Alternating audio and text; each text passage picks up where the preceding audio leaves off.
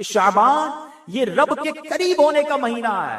سیدی غوث اعظم فرماتے شعبان میں 5 حروف ہیں، شین، عین، با، الف، نون.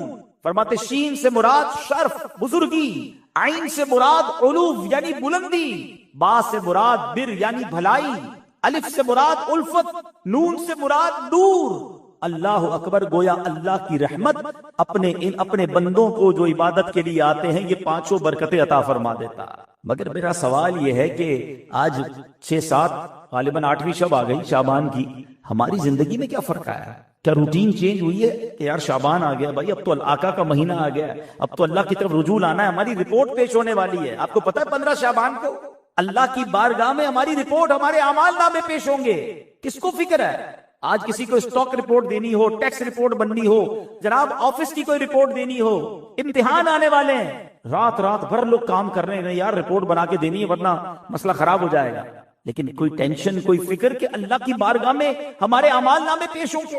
کچھ لوگ بالکل تیاری کر رہے ہوں گے، گوڈاؤن بھرنے کی تیاری کر رہے ہوں گے، بھائی رمضان آنے والا ہے، ذرا سامان خرید لو، مہنگا ہو جائے گا، فلاں آئٹم بنا لو، عید کی تیاری ہو. کچھ لوگ کاروباری لوگ رمضان میں زیادہ پیسے کمانے کی تیاری تو شاید کر رہے ہوں گے. مگر کیا ہم عبادت کے لیے تیار ہو رہے ہیں؟ کیا ہم نے اپنے معمولات تبدیل کیے؟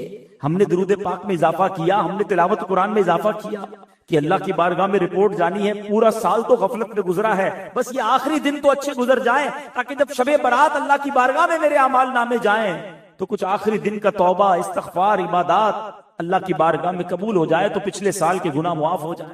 امام غزالی فرماتے ہیں کہ آگ آج بھی بجھانے کے 2 ہی طریقے ہیں جو بڑے ریلائبل ہیں، یا تو پانی ڈال دو ورنہ مٹی ڈال دو، اسے کیا ہوگا؟ آگ بجھ جائے گی. امام غزالی کہتے ہیں جو بندہ وضو کرتا ہے، پانی نہیں تو تیمم کرتا ہے، یہ آگ یا یہ جو مٹی ہے نا جہنم کی آگ کو اس سے بجھا.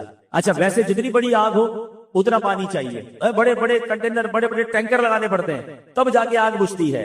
وضو کا پانی تو بہت تھوڑا ہے، فرمایا اتنا بابرکت پانی ہے یہ تھوڑے سے قطرے جو ہیں اس بندے کے لیے جہنم کی آگ کو بجھا دیں. پھر امام غزالی نے ایک اور بڑی پیاری بات فرمائی. آپ فرماتے کہ وضو کے 4 فرض کیوں ہیں؟ اور بھی تو کوئی فرض ہو سکتا تھا. دیکھو یہ صوفیاء کرام کی حکمت بھری بات ہے. امام غزالی فرماتے 4 عذاب ہیں، وضو کے فرض کتنے ہیں؟ 4 ہیں. گویا رحمت الہی پکار رہی ہے، اے میرے بندوں وضو میں چہرہ دھویا کرو، قیامت کے دن چہرہ سیاہ نہیں ہوگا، تمہارا چہرہ چمکے گا. فرمایا اپنے ہاتھ دھویا کرو، تمہارا نامہ اعمال الٹے ہاتھ میں نہیں تمہارے سیدھے ہاتھ میں دیا جائے گا. فرمایا سر کا مسا اور پیر دھویا کرو، تمہیں پیشانی سے پکڑ کر جہنم میں نہیں ڈالا جائے گا بلکہ تمہارے سر پر جنت کا تاج سجایا جائے گا.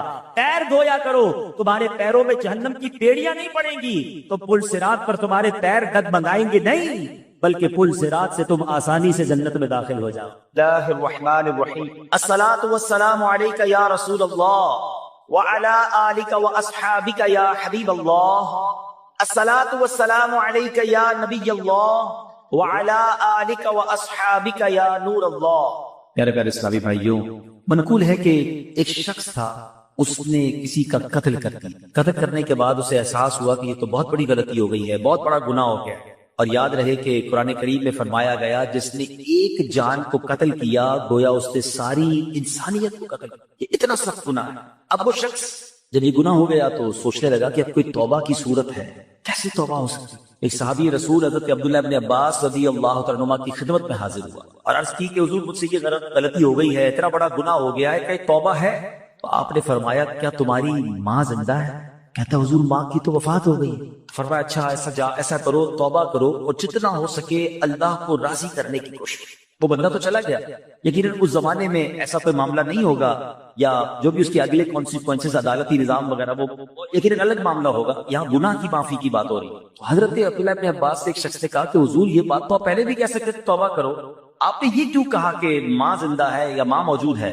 تو حضرت عبداللہ ابن عباس نے فرمایا کہ میری معلومات کے مطابق اللہ پاک کو راضی کرنے کا سب سے قریب ترین ذریعہ ماں کے ساتھ بھلائی کرنا. یعنی اگر اس کی ماں زندہ ہوتی تو میں سے کہتا ماں کی خدمت کر، اللہ تیرے سارے گناہ معاف کر. ایک بار اسی طرح ایک شخص نبی پاک علیہ السلام کی بارگاہ میں آیا، آ کر کہتا حضور میرے بڑے گناہ ہیں، بڑی خطائیں ہیں، میں بڑا گناہ. یا رسول اللہ کیا میری معافی ہو سکتی ہے، توبہ قبول ہو سکتی ہے؟ نبی پاک علیہ السلام نے فرمایا کہ تیری ماں زندہ ہے. کہ حضور ماں زندہ نہیں. فرمایا تیری خالہ ہے؟ جی حضور خالہ ہے، فرمایا جا خالہ کی خدمت کر، اللہ تیرے گناہ معاف کر۔ یعنی ماں کا مرتبہ تو اپنی جگہ، ماں باپ کے رشتے دار بھی برکت والے ہو جاتے ہیں کیونکہ ان کا رشتہ ماں سے ہے نا۔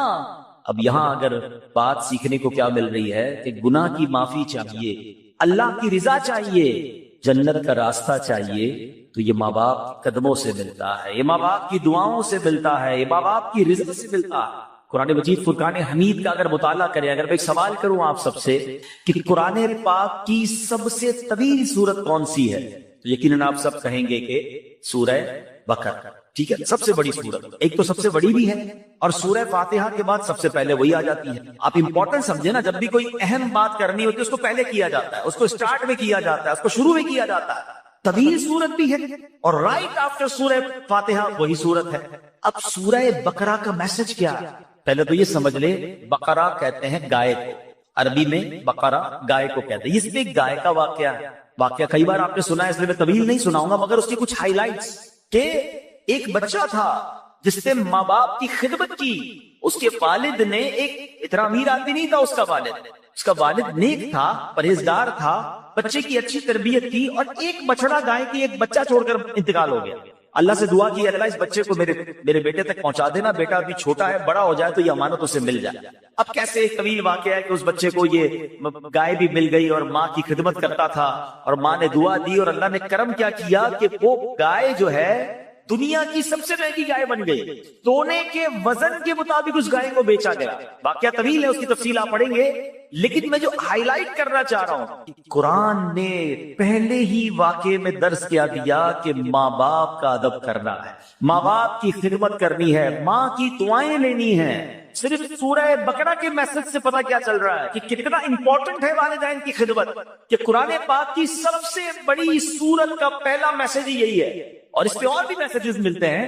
اس والد نے بہت بڑی رقم نہیں چھوڑی، اپنے بچے کی اچھی تربیت چھوڑی، حلال تھا مگر تھوڑا تھا، بچہ نیک بنایا نا، اپنا سرمایہ بچے کی کریکٹر بلڈنگ پہ لگایا، بچے پر خرچ کر کے اس کو بگاڑا نہیں، اور تھوڑے پیسے حلال کو چھوڑ کر گیا۔ اللہ نے ان تھوڑے پیسوں میں ایسی برکت ڈالی کہ بچہ اس زمانے کا ملینر بن گیا۔ یہی بات ہم سب نے سیکھنی ہے، جن کے بچے، جن کے والدین ہیں۔ ہم بچوں پر انویسٹمنٹ کرتے ہیں مال کی، ڈگریاں دلا دو، دنیا دکھا دو، کاروبار سکھا دو، نہیں کہتا یہ نہیں کرنا چاہیے، جائز طریقے سے کرے، نو پرابلم، مگر بیسٹ انویسٹمنٹ یہ ہے کہ اس کو اچھا مسلمان بنا دو، اچھا انسان بنا دو، اللہ کا فرما بردار بنا دو، یہ انویسٹمنٹ ہے۔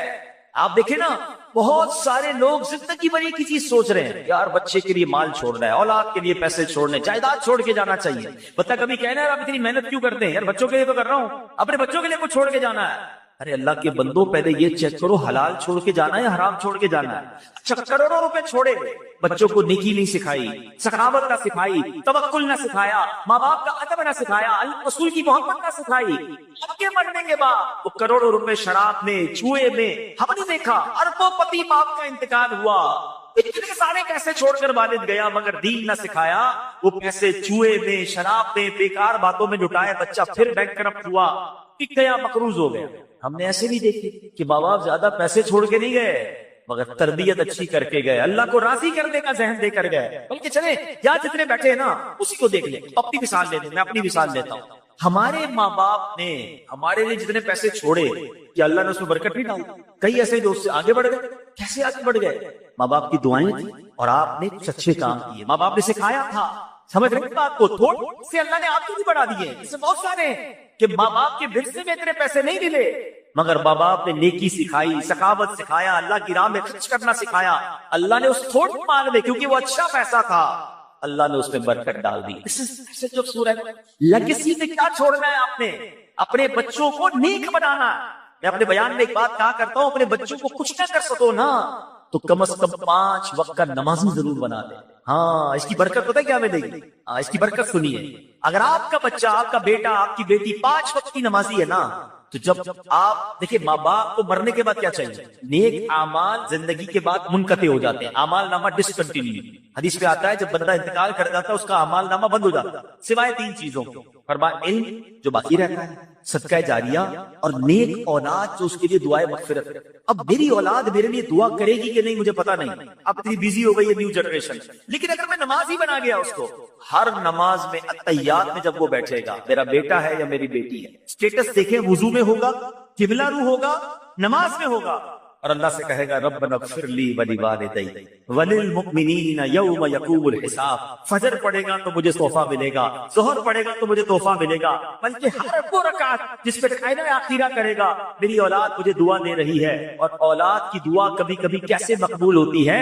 حضرت عیسیٰ علیہ نبینا علیہ السلام ایک بار کسی قبر کے پاس سے گزرے, دیکھا قبر پر عذاب ہو رہا ہے. اللہ کے نبی تھے نا, اللہ نے ایسی نگاہیں دی تھی, قبر کے اندر کے احوال جان لیے. تھوڑے عرصے کے بعد آئے, دیکھا قبر میں انوار و تجلیات کی بارش ہے. اے اللہ یہ معاملہ کیسے, یہ بندہ ایسے نورانی قبر میں کیسے ہو گیا, کچھ دنوں پہلے تو عذاب ہو رہا تھا. ارشاد ہوا اے عیسیٰ جب یہ مرا تھا نا بڑا گناہگار تھا, اس پر اسی لیے عذاب ہو رہا, مگر اپنی بیوی کو پریگننٹ چھوڑ کر, حاملہ چھوڑ کر مرا تھا. اب کچھ عرصے بعد اس کی بیوی کے یہاں اولاد ہوئی, بیٹا ہوا.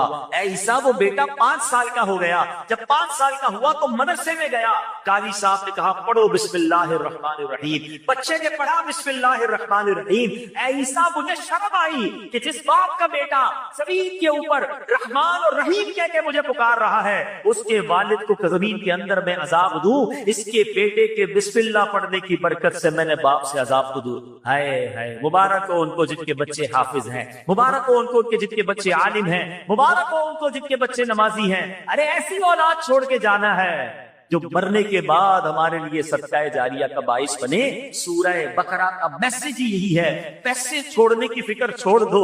اگر اللہ نے اسے نیک بنایا ہے نا تو اس کو اللہ غیب سے مدد کر دے گا, آپ کے تھوڑے مان میں برکت ڈال دے گا.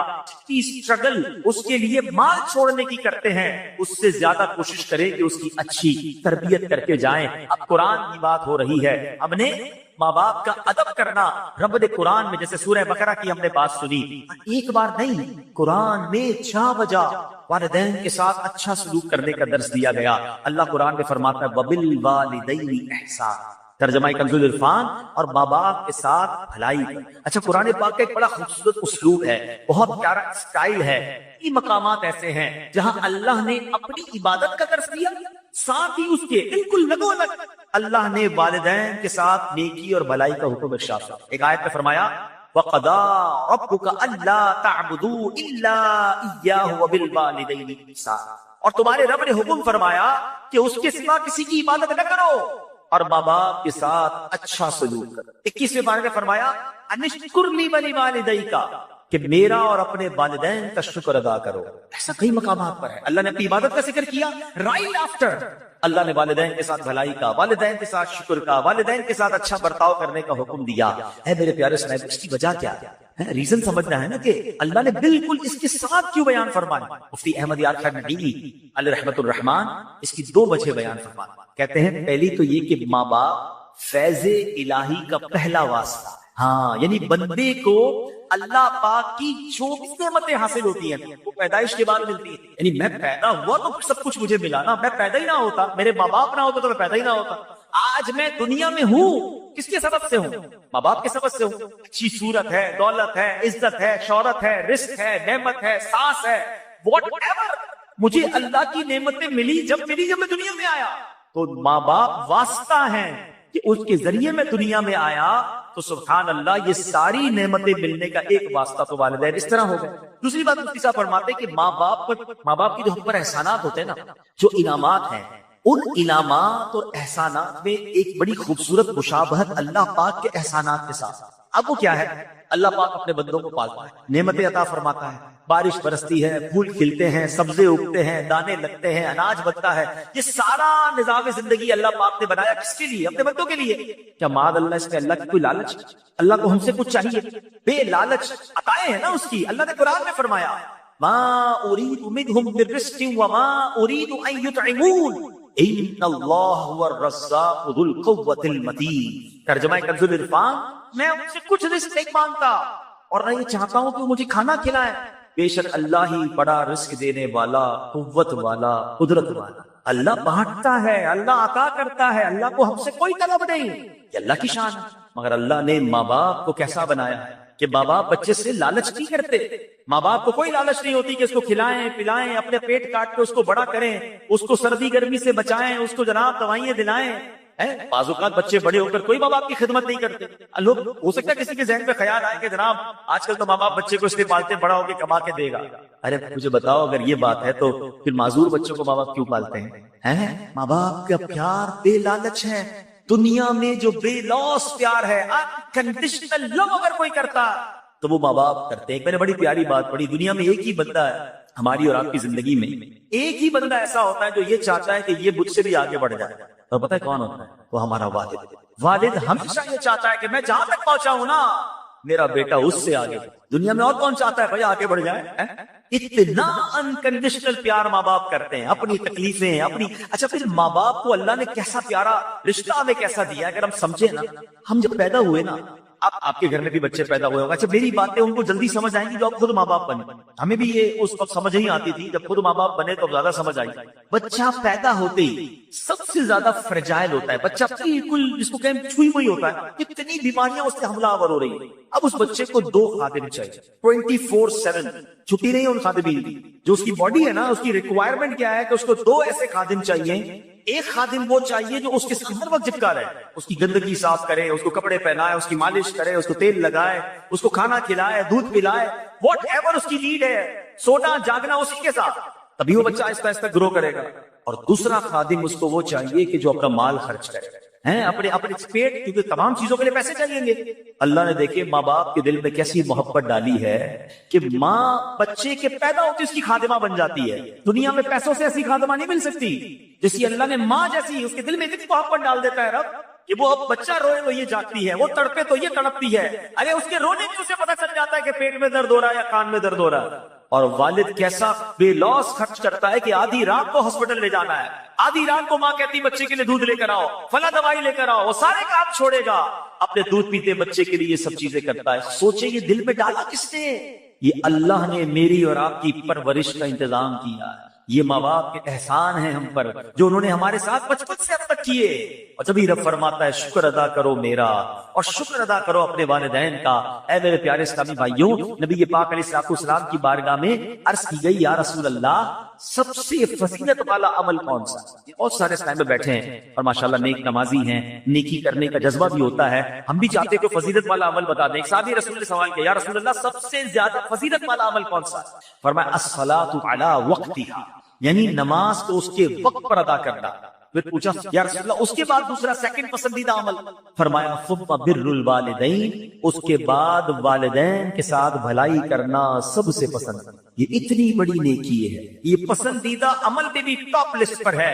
تو اے میرے پیارے اسلامی بھائیوں, ہمیں اپنے ماں باپ کے ساتھ اچھا برتاؤ کرنا ہے. اچھا بعض اوقات آج کے زمانے میں فاسٹ لائف ہو گئی, یہ نہیں پتا چلتا کہ میں کیا کر لوں تاکہ مجھے یہ اطمینان ہو جائے کہ میں والدین کا فرما بردار ہوں, میرے پر والدین کے حقوق کیا ہیں. مجھے کوئی لسٹ بتا دیں, مجھے کوئی چیک لسٹ دے دیں تاکہ میں چیک کر لوں کہ میں یہ کام کر رہا ہوں کہ نہیں. اپنے طور پہ میں سمجھ رہا ہوں میں بڑی خدمت کر رہا ہوں, میں ماں باپ میرے مجھ سے سیٹسفائی ہیں, کہیں ایسا نہ ہو کہ میں گناہ گار ہوں. تو آج میں کچھ والدین کے حقوق بیان کرتا ہوں جو علماء کرام نے بیان کیے. اب ذرا غور کیجئے, والدین کے ساتھ نیک سلوک کرنا کیسے ہے. سب سے پہلے تو یہ بات ذہن میں بٹھا لیں کہ والدین کے حقوق کی گنتی بھی نہیں ہو سکتی, اتنے حقوق ہیں. اعلیٰ حضرت امام اہل سنت کی خدمت میں سوال ہوا کہ ماں باپ کے حقوق کتنے؟ سیدی اعلیٰ حضرت امام اہل سنت نے کمال کا جواب دیا. فرمایا والدین کے اتنے حقوق ہیں کہ پورے کرنا ناممکن ہے. یہاں تک کہ اگر والدین وفات پا جائیں اور بیٹا انہیں دوبارہ زندہ کرنے کی طاقت رکھتا ہو تو دوبارہ زندہ کرے, یہ بھی ان کے حقوق میں شامل ہے. یہ تو کر ہی نہیں سکتے ہم تو ان سے پیدا ہوئے ہیں نا, ہم ان کی وفات کے بعد ان کو پیدا نہیں کر سکتے, زندہ نہیں کر سکتے. حقوق کا عالم یہ ہے. مگر اب علماء کرام فرماتے کہ لسٹ بھی بہت بڑی, کاؤنٹ بھی نہیں ہو سکتی, مگر چند باتیں اگر کوئی ان پر عمل کر لینا تو یہ والدین کے ساتھ بھلائی کرنے والا کیا ہے. اب غور سے یہ چیک لسٹ, جتنے نوجوان خوش نصیب ہے یقین کرے جن کے ماں باپ آپ کے پاس, پوچھئے ان سے جن کی ماں چلی گئی, پوچھئے ان سے جن کے والد چلے گئے. ہمارے ساتھ یہاں جب جمع ہوتے ہیں تو والدین کی یاد یقین اور تازہ ہو جاتی ہے. ماں باپ کے بغیر زندگی بہت بے ننگ ہو جاتی ہے. دکھ میں, سکھ میں, خوشی میں, غم میں, ہر وقت ماں باپ یاد آتے ہیں. اور اگر آپ کے پاس ہیں تو آپ بہت آؤ میرے بچوں, آؤ میرے نوجوانوں, سن لو کہ شریعت کیا سکھا رہی ہے کہ ماں باپ کے حقوق کیا ہیں. شریعت کے دائرے میں رہتے ہوئے والدین کی ہر بات ماننا، یہ پہلا حق ہے، یعنی والدین کی ہر بات ماننی ہے، جو وہ کہہ دیں فوراً لبیک کہتے ہوئے ان کے حکم پر عمل کر گزرنا ہے۔ ایسے بہت سارے کام ہیں کہ جو عام حالات میں جائز کی حد تک ہیں، والدین کا حکم ہو جائے تو اب یہ واجب ہو جائے۔ مثلا کھانا کھانا جائز ہے، لیکن اگر ماں باپ حکم فرما دے کہ کھاؤ، کھانا پڑے گا، تو اب یہ لازم ہو جائے گا، یہ واجب ہو جائے گا۔ اللہ اکبر، نہیں کھائے گا تو گناہگار۔ حلال کام تھا، جائز تھا، ماں باپ کا حکم آ گیا، اب نہیں ٹال سکتا۔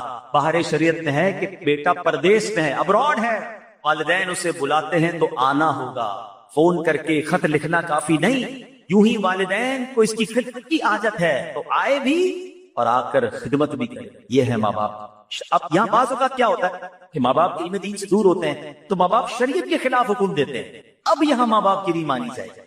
ہر جائز کام میں تو بات مانی جائے گی، معاذ اللہ ماں باپ کہتے ہیں نماز نہ پڑھو، داڑھی بڑھوا دو، اب ماں باپ کی نہیں مانی جائے گی۔ اللہ کی اطاعت میں مخلوق کی جو ہے بات نہیں مانی جائے گی، کہ مخلوق کو راضی کرنے کے چکر میں رب کو ناراض کر دیں۔ اللہ قرآن میں فرماتا ہے فلا تطعهما، تو ان کا کہنا نہ مان، یعنی ماں باپ جب اللہ رسول کی نافرمانی کا حکم دے ان کی پیروی نہ کر۔ یہاں ایک اور نصیحت ہے جو قرآن کریم میں فرمایا وَصَاحِبْهُمَا فِي الدُّنْيَا مَعْرُوفًا، اور دنیا میں اچھی طرح ان کا ساتھ دے۔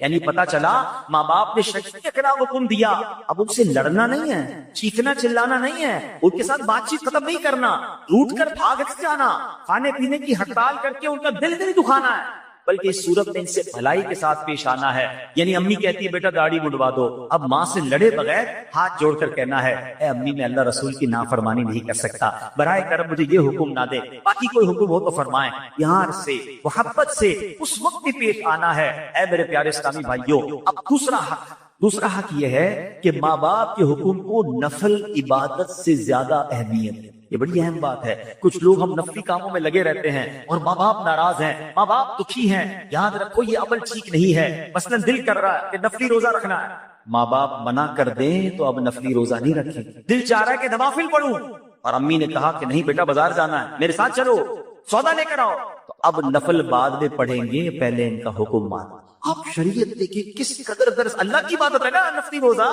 عبادت نہیں، نفلی عبادت نہیں کرنی، ماں باپ کی بات ماننی ہے۔ یہ ماں باپ کا دوسرا حق ہے۔ ایک بڑا عجیب و غریب واقعہ حدیثوں میں موجود ہے۔ ایک بڑے راہب تھے، بڑے عبادت گزار تھے، ان کا نام حضرت جریج تھا، عبادت گزار تھے، بڑا عبادت خانہ بنایا ہوا تھا، اچھی عبادت کرتے تھے۔ ایک بار ان کی والدہ نے انہیں بلایا، وہ نماز پڑھ رہے تھے، ان کو یہ بات ذہن سے نکل گئی کہ ماں بلائے تو نفلی نماز ہے، اس کی تفصیل ہے تو اس کو توڑ کے یہاں سے دینا ہوگا۔ جواب نہیں دیا، دوبارہ بلایا، نماز جاری رکھی، نماز نہیں توڑی۔ ماں نے جب تیسری بار بلایا، تیسری بار بھی نہیں گئے، تو ماں تڑپ کر کہتی ہے بیٹا تجھے اس وقت تک موت نہ آئے جب تو کسی بدکار عورت کا منہ نہ دیکھ۔ اب یہ دل سے بدعا نکل گئی۔ اب کیا ہوا؟ کچھ عرصے بعد اس علاقے میں ایک عورت نے ایک چرواہے کے ساتھ بدکاری کی، بچہ پیدا ہوا، لوگوں نے پکڑا تو کہتی ہے بچہ تو جریج کا ہے۔ سارے لوگ جریج کے پاس پہنچے، ان کی عبادت گاہ کو توڑ دیا، بڑی ذلت ہوئی، کافی لوگ جمع ہو گئے کہ تم نے ایسا کیا؟ اب اللہ والے تو تھے، عبادت گزار تو تھا وہ بندہ۔ اس نے کہا اس بچے سے پوچھو، اے بچے تو بتا تیرا باپ کون ہے؟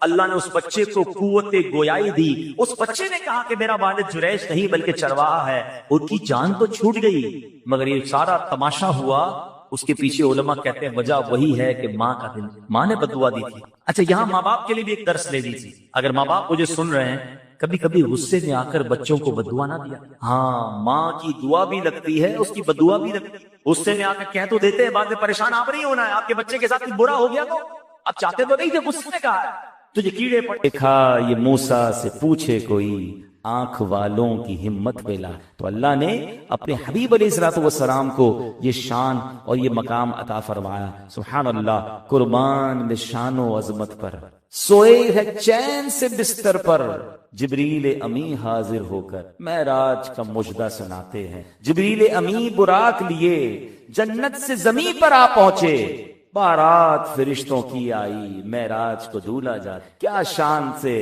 کیا کہتے نا مہمان خصوصی کو جب بلایا جاتا ہے تو شان سے بلایا جاتا ہے۔ یہ تو ان کو بلایا جا رہا ہے جن کے سبب یہ کائنات بنائی گئی ہے۔ سبحان اللہ، علماء نے بڑی پیاری پیاری توجیحات اور بڑے پیاری حکمتیں بیان کی ہیں کہ یہ معراج کا تحفہ دیا کیوں گیا، نبی پاک کو یہ مقام کیوں دیا گیا۔ تو سبحان اللہ، بڑی پیاری بات علماء فرماتے ہیں۔ حضرت آدم سے سے لے کر جناب عیسیٰ علیہ الصلوۃ والسلام تک جتنے انبیاء آئے سب گواہی دیتے رہے اللہ ایک ہے، اللہ کے سوا عبادت کے کوئی لائق نہیں، مگر یہ گواہی مکمل کیسے ہوتی؟ مثال کے طور پہ میں آپ کو کہوں کہ ایک بندے سے میری ملاقات ہوئی ہے، وہ ایسا ہے، وہ ویسا ہے، تو آپ کہیں گے ٹھیک ہے آپ نے دیکھا ہے تو آپ کی گواہی ٹھیک ہے۔ اور میں کہوں جناب ایک مقام ویسا ہے اور آپ پوچھیں آپ نے دیکھا ہے، میں نے کہا میں نے دیکھا تو نہیں، تو ہو سکتا ہے آپ میں سے کوئی کہے جناب بغیر دیکھے گواہی کیسے دے رہے ہو؟ سارے انبیاء گواہی دیتے رہے اللہ ایک ہے، دیکھا کسی نے نہیں تھا، اللہ نے اپنے آخری نبی علیہ السلام کو اپنے پاس بلا کر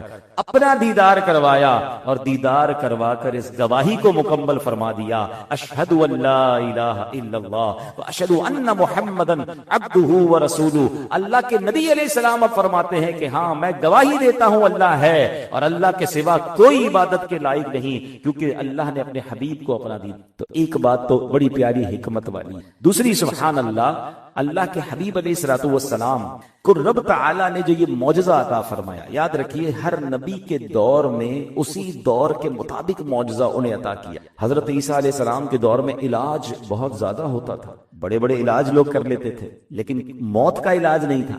تو حضرت عیسیٰ آئے تو لوگوں نے کہا ہم آپ کو اللہ کا نبی جب مانے جب آپ کسی مردہ کو زندہ کر دیں، آپ کسی کوڑ والے مریض کو ٹھیک کر دیں۔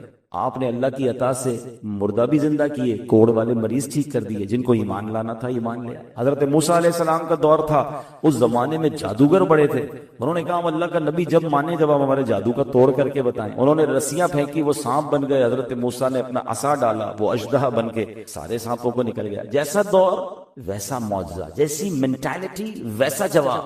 حضرت صالح علیہ السلام کا دور تھا، لوگ پہاڑوں میں گھر بناتے تھے، ٹھیک ہے نا، بڑے بڑے ماؤنٹین کو تراش لیتے تھے۔ تو لوگوں نے کہا کہ ہم تو ماؤنٹین تو تراش لیتے ہیں لیکن ہم ماؤنٹین سے بچہ پیدا نہیں کر سکتے، اگر آپ اللہ کے نبی ہیں تو ماؤنٹین سے اونٹنی نکال کر بتائیں۔ آپ نے اللہ کی عطا سے اشارہ کیا، ماؤنٹین پھٹتا ہے اندر سے، اونٹنی نکلتی ہے، وہ بچہ بھی دیتی ہے۔ طویل واقعہ ہے۔ تو جیسا دور تھا ویسا معجزہ۔ نبی پاک کا دور قیامت تک کا دور ہے، سائنس کا دور ہے، آرٹیفیشل انٹیلیجنس کا دور ہے، سپر سونک ایئر کرافٹ کا دور ہے۔ یہ دور بھی تو نبی پاک کا ہے نا۔ ہو سکتا ہے آج کوئی سائنس کا اسٹوڈنٹ کہتا کہ جناب ہر دور میں ہر نبی کو اس دور کے مطابق معجزہ ملا، تو ہمارے نبی علیہ الصلوۃ والسلام کے پاس ایسا کون سا معجزہ ہے جو سائنس کو جواب دے گا؟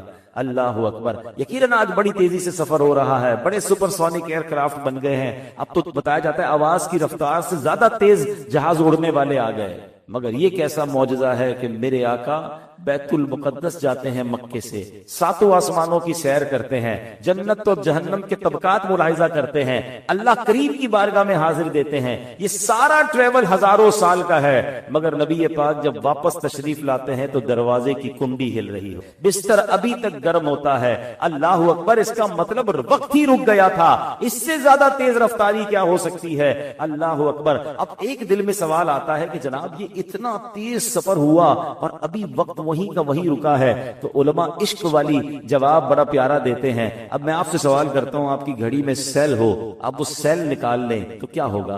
گھڑی رک جائے گی، واپس سیل لگائیں، ٹک ٹک ٹک ٹک کر کے پھر چلنے لگ جائے گی۔ تو دراصل بات یہ ہے کہ میرے آقا اس پورے جہان کی جان ہے، جان چلی گئی تھی زمانہ رک گیا تھا، آقا واپس آئے زمانے نے پھر چلنا شروع کر۔ اعلیٰ حضرت کہتے ہیں نا، وہ جو نہ تھے تو کچھ نہ تھا، وہ جو نہ ہو تو کچھ نہ ہو، جان ہے وہ جہان کی، جان ہے تو جہان ہے۔ اب قرآن کی اسی آیت کی طرف آتے ہیں، فَأَوْحَى إِلَىٰ عَبْدِهِ مَا أَوْحَى، پھر اس نے اپنے بندے کو وحی فرمائی جو اس نے وحی فرمائی۔ اب ہم باتیں کیا ہوئیں؟ امام جعفر صادق رضی اللہ تعالیٰ عنہ فرماتے ہیں، سر الحبیب مع الحبیب ولا يعرف سر الحبیب الا الحبیب، کہتے ہیں یہ محبوب و محب کے درمیان سیکرٹس ہیں، یہ راز ہیں، اور محبت کے راز صرف اور صرف محب کے راز صرف اور صرف محبوب ہی بتا سکتا ہے، وہی جان سکتا ہے۔ کسرے دنا کے راز میں عقلیں تو گم ہیں جیسی ہیں، روح قدس سے پوچھئے تم نے بھی کچھ سنا کہ یوں۔ اعلیٰ حضرت کہتے ہیں ہماری عقلیں تو گم ہیں، مگر جبریل امین سے تو ذرا پوچھئے آپ نے بھی کچھ سنا کہ باتیں کیا ہوئیں، وہ بھی نہ سن سکے۔ اب خود نبی پاک علیہ السلام نے کچھ راز ریویل کی، کچھ باتیں بتائیں حدیثوں میں۔ اب غور سے سنیے گا کہ معراج کی رات سرکار دو عالم علیہ السلام اور اللہ تبارک و تعالیٰ کے درمیان کیا گفتگو ہوئی۔ نبی پاک علیہ السلام فرماتے ہیں، شب معراج مجھے رب کریم کی طرف سے مختلف علوم عطا فرمائے. ان میں سے بعض علوم تو وہ ہیں جن کو چھپائے رکھنے کا مجھ سے وعدہ کیا گیا، کیونکہ میرے سوا ان علوم کو کوئی بھی نہیں سمجھ سکتا. کچھ تو ایسے ہیں جو نہیں بتانے. بعض علوم وہ ہیں جن کے متعلق مجھے اختیار دیا گیا جسے چاہوں بتا دوں، اور بعض علوم وہ ہیں جن کی تبلیغ کرنے یعنی ہر خاص و عام کو بتانے کا حکم. ایک دوست نے اپنے دوسرے دوست سے قرض لیا، اور قرض لینے کے بعد جو ٹائم تھا وہ پورا ہو گیا. اب پیسے اس نے نہیں لوٹائے. بڑی کوشش کی اس نے کہ بھائی میری رقم واپس دے دے، اس نے نہیں دیا. اب وہ یہ کیس لے کر عدالت میں چلا گیا اور جج صاحب سے جا کر اس نے کہا کہ اس نے میرے پیسے دینے اور یہ میری رقم نہیں لوٹا رہا. تو جج صاحب نے کہا کہ تمہارے پاس 30 دن ہیں، ودن 30 days تم نے اس کے پیسے واپس لوٹانے ہیں، ورنہ پھر تمہارے خلاف فیصلہ ہو جائے گا. تو وہ شخص گھر گیا. اب اس نے کیا کیا، اس نے صبح سے لے کر شام تک درود پاک پڑھنا شروع کر دی. 1 دن 2 دن 3 دن 27 دن ہو گئے. وہ درود پڑھتا رہا اور انتظار کرتا رہا. پیسے تو تھے نہیں. 30ویں دن عدالت میں پیش ہونا تھا. 27 دن گزر گئے. 28ویں رات آ گئی. خواب میں اس کو کسی نے آواز دی کہ گھبراؤ نہیں، تمہارا قرض ادا ہو جائے گا. اگلے دن پھر درود پاک پڑھتا رہا. اب نبی پاک کی خواب میں زیارت ہوئی. آقا علیہ الصلوۃ والسلام تشریف لائے. فرمائے گھبراؤ نہیں، تمہارا قرض ادا ہو جائے گا. تم علی بن عیسیٰ وزیر کے پاس جاؤ اور اس سے کہو وہ تمہارا قرض ادا کر دے گا. اب جب صبح اٹھا تو بہت خوش کہ نبی پاک کی زیارت مجھے ہو گئی. لیکن پھر خیال آیا کہ میں اگر وزیر صاحب کے پاس گیا اور انہوں نے مجھ سے کوئی ایویڈنس مانگ لیا، کوئی پروف مانگا، کہ میں کیسے مان لوں تمہیں نبی پاک نے بھیجا ہے؟ تو اس بات پر تو میرے پاس کوئی دلیل نہیں ہے. اب 30ویں رات آ گئی. آخری رات ہے. صبح عدالت میں جانا ہے. درود پاک پڑھتے پڑھتے سو گیا. سرور کائنات علیہ الصلوۃ والسلام نے خواب میں پھر کرم فرمایا. فرمایا علی بن عیسیٰ وزیر کے پاس جاؤ، وہ تمہارا قرض ادا کر دے گا. کہ حضور میں چلا تو جاتا، مگر اگر وہ مجھ سے ہی کوئی پروف مانگتا، کوئی ایویڈنس مانگتا تو میں کیا جواب دیتا؟ پیارے آقا علیہ الصلوۃ والسلام نے فرمایا کہ ایسا کرو، اسے یہ کہنا کہ آپ کا ایک راز ہے جو آپ جانتے ہیں اور رب جانتا ہے، اور وہ راز یہ ہے کہ آپ روزانہ فجر کے بعد 5000 بار درود پاک پڑھتے ہیں، اور جب تک درود پاک مکمل نہیں ہوتے آپ کسی سے بات نہیں کرتے. اب جب صبح اٹھا تو بہت مطمئن کہ اب تو دلیل بھی آ رہی ہے. پہنچ گیا صبح علی بن عیسیٰ وزیر کے پاس. اس کا دربار لگا ہوا ہے. اس نے پیغام بھجوایا کہ میں علی بن عیسیٰ وزیر صاحب سے اکیلے میں ملنا چاہتا ہوں، پیغام لایا ہوں. درباری نے آ کر پوچھا، وزیر صاحب پوچھ رہے ہیں کس کا پیغام لایا ہو؟ کہا میں نبی پاک علیہ الصلوۃ والسلام کا پیغام لایا. فوراً وزیر صاحب نے بلا لیا. کہا فرمائیے. کہا مجھے میرے آقا علیہ الصلوۃ والسلام نے کہا ہے کہ آپ میرا قرض ادا کر دیں. میں 3000 دینار کا مقروض ہوں. Today is the last day in the court. آج مجھے کورٹ میں پیش ہونا ہے. اگر آج میں نے اپنا قرض ادا نہ کیا تو مجھے جو ہے وہ سزا ہو سکتی ہے. علی بن عیسیٰ کہتا ہے میں بالکل آپ کا قرض تو ادا کر سکتا ہوں، مگر مجھے کیسے پتا چلے، کوئی دلیل ہے، کوئی پروف ہے کہ آپ کو نبی پاک علیہ الصلوۃ والسلام نے بھیجا ہے؟ کہتا ہے ہاں خالی ہاتھ نہیں آیا، آقا نے دلیل بھی عطا فرمائی ہے. اچھا بتائیے کیا دلیل ہے؟ کہ دلیل یہ ہے کہ آپ کا ایک راز ہے جو صرف آپ جانتے ہیں اور آپ کا رب جانتا ہے. 5000 ٹائمز ڈیلی آپ درود پاک پڑھتے ہیں فجر کے بعد، اور جب تک یہ درود پورے نہیں ہوتے آپ کسی سے بات نہیں کرتے. اب ذرا پہلے تھوڑی دیر کے لیے امیجن کریں کہ جو وزیر 5000 بار روز درود پڑھتا ہوگا وہ عاشق رسول کیسا ہوگا. اس کی تو لاٹری نکل آئی نا. وہ تو خوشی سے جھوم اٹھا، کہتا مرحبا یا رسول اللہ، میرے درود پاک قبول ہو گئے، بہت خوش. ابھی بیٹھے ہیں، کمرے میں گیا، واپس آیا اور 3000 نہیں 9000 دینار لے کر آیا. کہتا 3000 تو نبی پاک کا حکم، مرحبا یا رسول اللہ. 3000 اور لیجئے، آپ نے اتنی اچھی خبر مجھے سنائی، اتنا پیارا خواب سنایا، آپ کے قدم میرے گھر تک آئے، اور 3000 مزید لے جائیے، اس سے اپنے بچوں کے لیے کوئی کاروبار شروع کیجئے، اور ایک وعدہ بھی کیجئے زندگی میں آئندہ جب بھی آپ کو کوئی ضرورت پڑے گی نا آپ میرے پاس آئیں گے، میں آپ کا بھائی ہوں. اب یہ دیوانہ بڑا خوش ہو کر عدالت پہنچا. اچھا ایوریبڈی ایکسپیکٹنگ اوور دیئر، سب یہ سوچ رہے تھے کہ یہ اس نے آج گرفتار ہی ہونا ہے، کیونکہ تھا ہی کچھ نہیں اس کے پاس. پہلے ہی کہہ دیا تھا کہ میں کولیپس ہو گیا ہوں. اب عدالت میں جاتے ہی اس نے 3000 دینار جج صاحب کو دے دی کہ صاحب اس میرا قرضہ ادا کر دیں، میں جو ہے وہ اپنے قرضے سے بری ہونا چاہتا ہوں. جج صاحب ہوتے ہیں، انہوں نے کہا قرضہ تو ادا کر دیں، پہلے بتاؤ پیسے لائے کدھر سے ہو؟ تم تو کہتے تھے پیسے نہیں تھے تمہارے پاس، اتنی بڑی رقم کیسے انتظام کی؟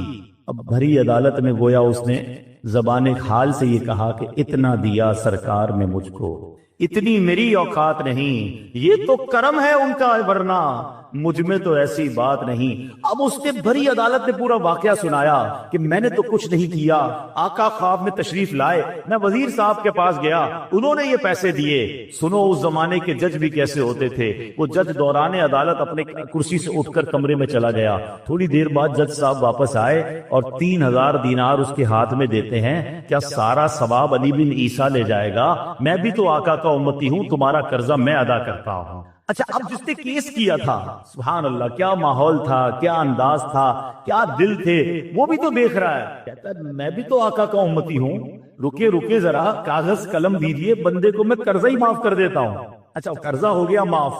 اب جو 3000 جج صاحب نے دیے تھے، وہ بندہ کہتا جج صاحب ہوں واپس لے لو، میرا تو قرضہ ہی ادا ہو گیا۔ تو جج صاحب کہتے ہیں جو پیسے آقا کے نام پر نکال دیے میں نے واپس نہیں لینے، یہ سارے تم ہی لے جاؤ۔ اب یہ 12000 دینار لے کر یہ عاشق رسول جھومتا ہوا اپنے گھر پر جا رہا ہے۔ اے میرے پیارے اسلامی بھائیوں، ایک رات پہلے ایک سنگل پینی اس کے پاس نہیں ہے، اور اگلے دن 12000 دینار ہیں۔ درود پاک وہ وظیفہ ہے جو دل سے پڑھا جائے تو سبحان اللہ یہ مصیبتوں کو ٹالنے والا وظیفہ ہے، یہ پریشانیوں کو دور کرنے والا وظیفہ ہے۔ اور یہ میں نہیں کہہ رہا، خود سرور کائنات علیہ الصلوۃ والسلام کی حدیث ہے جس کا مضمون ہے کہ جو پریشانیوں میں ہو، جو مصیبتوں میں ہو، اس کو چاہیے کہ مجھ پر درود پڑھے، کہ درود پریشانیوں کو لے جاتا ہے، مصیبتوں کو لے جاتا ہے۔ ایک شاعر نے کیا خوب لکھا ہے، اور واقعی حق لکھا ہے، ہر درد کی دوا ہے صلی علی محمد۔ ادھر وہ درود پڑھے، ادھر فرشتہ ہمارا نام بارگاہ رسالت میں پیش کر دے، میرا نہیں میرے والد کا نام بھی پیش کرے، اور ایک بار نہیں، میں جتنی بار درود پاک پڑھوں اتنی بار فرشتہ دربار رسالت میں پیش کرے۔ تو گویا مطلب یہ ہوا کہ بارگاہ رسالت میں حاضری کا ٹکٹ ہے۔ آپ اگر چاہتے ہیں کہ روز میری حاضری لگے، بلکہ ایک دن میں کئی بار حاضری لگے، تو درود پاک اپنا معمول بنا لیجئے۔ سبحان اللہ، خوش نصیب ہیں وہ لوگ جو روزانہ سینکڑوں بار درود پاک پڑھتے ہیں۔ روزانہ ہی نہ جانے کتنی بار بارگاہ رسالت میں تذکرہ ہوتا ہوگا۔ کبھی تو نبی پاک کرم فرمائیں گے، کبھی تو فرشتوں سے فرمائیں گے کہ یہ غلام روز یاد کرتا ہے، چلو آج اس کی بگڑی بنا دیتے ہیں۔ ایک ہی نگاہ کرم کی دیر ہے، یہ میں بتا دوں۔ ہو سکتا ہے یہاں پر بہت سارے پریشان، بیمار، قرض دار، ڈیفیکلٹیز میں مبتلا لوگ بیٹھے ہوں گے، یا مجھے بعد میں چینل پر سنیں گے۔ What ever difficulty you have, کوئی بھی پرابلم ہے آپ کے پاس، ہمارے لیے بڑی مشکلیں ہیں، ایک بار سرور کائنات علیہ الصلوۃ والسلام کی نگاہ پڑ گئی نا، ہاں سارے کام سنور جانے۔ شاعر لکھتے ہیں نا، یاد رکھو اگر اٹھ گئی ایک نظر، یاد رکھو اگر اٹھ گئی ایک نظر، جتنے خالی ہیں سب جام بھر جائیں۔ بریلی کے تاجدار بھی لکھتے ہیں نا، قسمت میں لاکھ پیچ ہوں 100 بل 1000 کچ۔ لوگ کہتے ہیں یار کوئی مسئلہ ہی حل نہیں ہوتا، جس کام میں ہاتھ ڈالتا ہوں گڑبڑ ہو جاتی ہے، ایک مسئلے سے نکلتا ہوں دوسرے مسئلے میں پھنس جاتا ہوں، پرابلمز ہی پرابلمز ہیں۔ عاشقوں کے امام، امام اہل سنت مولانا شاہ امام احمد رضا خان کیا پیارا سولوشن دیتے ہیں، فرماتے ہیں قسمت میں لاکھ پیچ ہوں 100 بل 1000 کچ، آقا یہ ساری گتھی ایک تیری سیدھی نظر کی، ایک نظر پڑنے کی دیر ہے، ساری گتھیاں سلجھ جانی ہے۔ تو پڑھیے نا درود پاک، کثرت سے پڑھیے، پھر دیکھیں کیسے درود پاک کی برکتیں ملتی ہیں۔ سبحان اللہ، صدیق اکبر رضی اللہ عنہ خود فرماتے ہیں کہ پیارے آقا علیہ الصلوۃ والسلام پر درود پاک پڑھنا گناہوں کو ایسا مٹا دیتا ہے، اتنی جلدی مٹا دیتا ہے کہ پانی بھی آگ کو اتنی جلدی نہیں بجھاتا۔ فرماتے ہیں نبی پاک علیہ الصلوۃ والسلام پر سلام بھیجنا غلام آزاد کرنے سے بھی افضل ہے، اتنا بڑا کام ہے۔ تو اے میرے میٹھے اسلامی بھائیوں، ہمیں اپنی زندگی کا معمول بنانا چاہیے، چلتے پھرتے اٹھتے بیٹھتے درود پاک پڑھتے رہا کریں، انشاءاللہ اس کی برکتیں آپ اپنی آنکھوں سے دیکھیں گے۔ آئیے مل کر محبت کے ساتھ با آواز بلند درود پاک پڑھ لیجئے، صلو علی الحبیب صلی اللہ تعالی علی محمد صلی اللہ علیہ وسلم۔ میٹھے میٹھے اسلامی بھائیوں، جیسا کہ میں نے ذکر کیا کہ ایک بڑی عظیم مبارک اور جس کو آپ کہیں کہ تاریخ اسلام کی ہسٹوریکل پرسنالٹی حضرت صدیق اکبر رضی اللہ تعالی عنہ ہیں۔ حضرت ابوبکر صدیق رضی اللہ تعالی عنہ خلیفہ اول بھی ہیں، عاشق اکبر بھی ہیں، یار غار بھی ہیں، یار مزار بھی۔ نبی پاک کے ایسے ساتھی ہیں کہ جب بھی ان کے بارے میں ہم جانتے ہیں، پڑھتے ہیں، ہمارا ایمان تازہ ہو جاتا ہے۔ آپ کا نام شاید بہت سارے یہاں موجود اسلامی بھائیوں کے لیے بھی اور بہت سارے مدنی چینل کے ناظرین کے لیے بھی یہ نئی بات ہوگی کہ اگر میں یہ سوال کر لوں کہ بتائیے آپ کا نام کیا تھا۔ حضرت ابو بکر ان کا نام نہیں ہے، ان کی کنیت اتنی پاپولر، اتنی مشہور ہوئی کہ ساری دنیا انہیں ابو بکر کے نام سے جانتی ہے، مگر ابو بکر جو ہے آپ کی کنیت ہے۔ نبی پاک علیہ السلام کے اس عظیم ساتھی کا نام عبداللہ ہے، عبداللہ آپ کا نام تھا، ابو بکر آپ کی کنیت ہے۔ سب سے پہلے اسلام لانے والی شخصیت مردوں میں حضرت ابو بکر صدیق رضی اللہ تعالی عنہ ہیں، اور آپ علیہ السلام کے جو القابات مشہور ہوئے، عتیق اور صدیق۔ عتیق کا مطلب ہے آزاد۔ سبحان اللہ، میں اور آپ ساری زندگی دعا کرتے ہیں اللہم اجرنا من النار، کہیے آمین، کہ اللہ ہمیں جہنم کی آگ سے آزاد فرما دے۔ صدیق اکبر رضی اللہ تعالیٰ عنہ کی قسمت پر ہماری جانیں قربان کہ آپ کو نبی پاک نے فرمایا انت عتیقم من النار، اے صدیق تو جہنم کی آگ سے آزاد ہو۔ اس دن سے آپ کا نام عتیق مشہور ہو گیا۔ ایک اور کیسا واقعہ ہوا، بی بی عائشہ صدیقہ رضی اللہ تعالی عنہا فرماتی ہیں ایک دن میں اپنے گھر میں تھی کہ نبی پاک علیہ الصلوۃ والسلام اور صحابہ کرام ہمارے گھر تشریف لائے، میرے اور ان کے درمیان چارپائی رکھی ہوئی تھی۔ اچانک میرے والد گرامی حضرت ابوبکر صدیق رضی اللہ تعالیٰ عنہ ہمارے گھر تشریف لائے تو پیارے آقا نے ان کی طرف دیکھ کر صحابہ سے ارشاد فرمایا جسے دوزخ سے آزاد شخص کو دیکھنا ہو وہ ابو بکر کو دیکھ لے۔ کہتے اس دن کے بعد سے آپ عتیق مشہور ہو گئے اور صدیق، سبحان اللہ، یہ ایسا لقب ہے سچ بولنے والا، سچ کہنے والا۔ ایک اور اس کے معنی یہ بیان کیے جاتے ہیں کہ صداقت اور سچائی کی تصدیق کرنے والے۔ حضرت ابوبکر صدیق رضی اللہ تعالیٰ عنہ کے بہت سارے کارناموں میں ایک شاندار اور ایمان افروز کارنامہ یہ بھی ہے کہ جب صبح معراج تھی، معراج کی رات گزر گئی اور صبح کا وقت جب ہوا تو پیارے آقا علیہ الصلوۃ والسلام نے کفار مکہ کے سامنے ایک دعویٰ کیا کہ میں رات کے تھوڑے حصے میں بیت المقدس کی سیر کر کے واپس آ گیا۔ بہت بڑا آج کانسیپٹ بھی کلیئر ہو جائے گا، بہت بڑی غلط فہمی بھی بہت سارے یہاں موجود اسلامی بھائیوں کی یہ جو وسوسے پیدا کرتے ہیں ان کی بھی کلیئر ہو جائے گی کہ کچھ لوگ یہ کہتے ہیں جناب یہ معراج کا جو واقعہ تھا یہ خواب میں ہوا تھا، یہ جسمانی طور پر نبی پاک بیت المقدس تشریف لے گئے تھے، آسمانوں پر پیارے آقا جسمانی طور پر نہیں گئے تھے۔ اچھا بڑا آسان سے اس کا لاجیکلی جواب دے دیتا ہوں، یاد رکھیے گا تو مسئلہ حل ہو جائے گا۔ ایک مثال پہلے دیتا ہوں پھر جواب دے دیتا ہوں۔ آپ کا بیٹا صبح اٹھے اور آپ سے کہے چھوٹا بھائی آپ کا بیٹا کہ ابو جان رات خواب میں امریکہ بھی گیا، اس کے بعد لندن گیا، پھر جناب گھومتے گھومتے لاہور بھی گیا اور آنکھ کھلی تو اپنے بستر پر تھا۔ آپ کیا کہیں گے کہ بیٹا کوئی بات نہیں، خواب میں تو سارے ہی گھومتے رہتے، یہ کوئی نئی بات نہیں، اس میں کوئی پریشانی کی بات تو نہیں۔ خواب میں اگر کوئی کہے تو ہم کہیں گے ٹھیک ہے خواب میں ہو سکتا ہے۔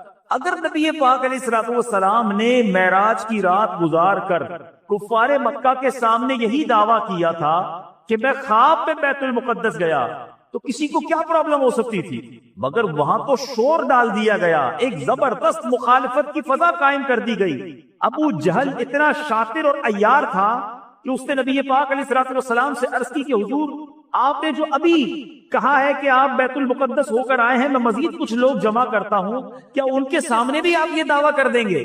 پیارے آقا علیہ الصلوۃ والسلام نے فرمایا ہاں میں ان کے سامنے بھی کہہ دوں گا۔ اس نے اور لوگوں کو جمع کیا، دیکھو یہ محمد عربی صلی اللہ علیہ وسلم کیا فرما رہے ہیں۔ نبی پاک نے ان کے سامنے بھی یہی دعویٰ کیا کہ میں رات تھوڑے حصے میں بیت المقدس سے ہو کر آیا ہوں، آسمانوں کی سیر کی ہے۔ اب جناب ہنسی مذاق معاذ اللہ گستاخانہ رویہ اپنایا گیا۔ میں آپ سے پوچھتا ہوں کہ اگر میرے آقا نے یہ فرمایا تھا کہ میں خواب میں ہو کر آیا ہوں تو پھر اعتراض کی گنجائش تو تھی نہیں نا۔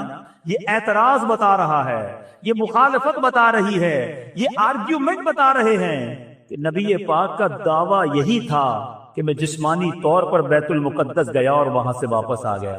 تو بات کلیئر ہو گئی۔ اچھا اب کفار مکہ نے سوچا کہ جناب بڑا اچھا موقع حضرت ابوبکر صدیق رضی اللہ تعالیٰ عنہ کو بہکانے کا، ان کو معاذ اللہ ڈی ٹریک کرنے کا۔ ان کے دروازے پر پہنچ گئے اور جا کر کہا اے ابوبکر جس نبی کا کلمہ پڑھتے ہو جانتے ہو وہ کیا کہہ رہے ہیں، تم جانتے ہو وہ دعویٰ کیا کر رہے ہیں؟ کہا میرے آقا کیا فرما رہے ہیں؟ کہا وہ کہتے ہیں کہ رات کے تھوڑے حصے میں بیت المقدس سے مسجد اقصی سے ہو کر آ گئے۔ چلے بچے بیٹھے ہیں، نوجوان بیٹھے ہیں، ہو سکتا ہے یہ سوچ رہے ہوں کہ رات کے تھوڑے حصے میں تو ہم بھی لانڈی سے واپس آ سکتے ہیں، تو یہ بیت المقدس سے ہو کر آنا کیا مشکل تھا؟ مکہ پاک سے مسجد اقصی کا اس زمانے میں سفر 1 مہینے کی راہ تھا، 1 مہینے کا سفر تھا، کیونکہ گھوڑے اور اونٹ جاتے تھے تو 1 مہینے جانے کا راستہ تھا، 1 مہینے واپس آنے کا راستہ تھا، گویا 60 دن کا سفر تھا۔ اور پیارے آقا کا دعویٰ یہ تھا، ارشاد یہ تھا کہ میں رات ہی رات ہو کر آ گیا ہوں۔ سیدنا ابوبکر صدیق سے کہا کہ آپ جانتے ہیں جس نبی کا آپ کلمہ پڑھتے وہ کیا کہہ رہے ہیں؟ تو آپ نے فرمایا بتاؤ کیا کہہ رہے ہیں؟ کہا وہ کہتے ہیں رات کے تھوڑے حصے میں بیت المقدس سے ہو کر آ گیا ہوں۔ کہا واقعی میرے آقا ایسا کہتے؟ کہا ہاں وہ ایسا ہی فرما رہے ہیں۔ کہ نبی پاک فرما رہے ہیں تو سچ فرما رہے ہیں، میرے آقا نے فرمایا ہے تو سچ فرمایا ہے، میں اس کی تصدیق کرتا ہوں۔ وہ ہکے بکے رہ گئے کفار مکہ کے، اے ابو بکر تم ایسی عجیب بات کی تصدیق کر رہے ہو؟ اللہ اکبر، وہ تاریخی جواب ارشاد فرمایا۔ آپ فرماتے ہیں میں تو اس سے بھی بڑی بڑی باتوں کی تصدیق کرتا ہوں، میرے آقا مجھے آسمانوں کی خبریں دیتے ہیں۔ نبی پاک فرماتے ہیں کہ آسمان سے جبریل امین آئے ہیں، قرآن پاک کی آیتیں لے کر آئے ہیں۔ ارے جب میں جبریل کے آنے پر یقین رکھتا ہوں، قرآن کے نزول پر یقین رکھتا ہوں، یہ تو اس سے چھوٹی خبر ہے، میرے آقا جو فرماتے ہیں میں اس پر یقین رکھتا ہوں۔ اللہ اکبر، میرے بیچ اسلامی بھائیوں، بڑی باریک سی بات کہہ کر آگے نکل جاؤں گا۔ حضرت ابوبکر صدیق رضی اللہ تعالیٰ عنہ کا ایٹیٹیوڈ کیا تھا؟ نبی پاک کا فرمان سنا، لبیک کہا، آقا کی شان سنی، دل میں مسرت آ گئی۔ ابو جہل اور اس کے ساتھیوں کا ایٹیٹیوڈ کیا تھا، ان کا رویہ کیا تھا؟ شان مصطفیٰ سنی، پریشان ہو گئے، مذاق اڑانے لگے، لاجکس ڈھونڈنے لگے۔ آج بھی شب معراج آتی ہے، ساری دنیا میں آپ کو 2 قسم کے لوگ نظر آئیں گے، ایک خوشی منانے والے، ایک جھومنے والے، ایک نبی پاک کی شان پر خوش ہونے والے۔ کچھ کنفیوز لوگ بھی نظر آئیں گے، وہ اپنا کام کر رہے ہیں، اب اپنا کام کرتے رہیں گے، رہے گا یوں ہی ان کا چرچا رہے گا، رہے گا یوں ہی ان کا چرچا رہے گا، پڑے خاک ہو جائیں جل جانے والے۔ تو اے میرے بیچے اسلامی بھائیوں، صدیق اکبر رضی اللہ تعالیٰ عنہ کی شان کیا نرالی شان ہے۔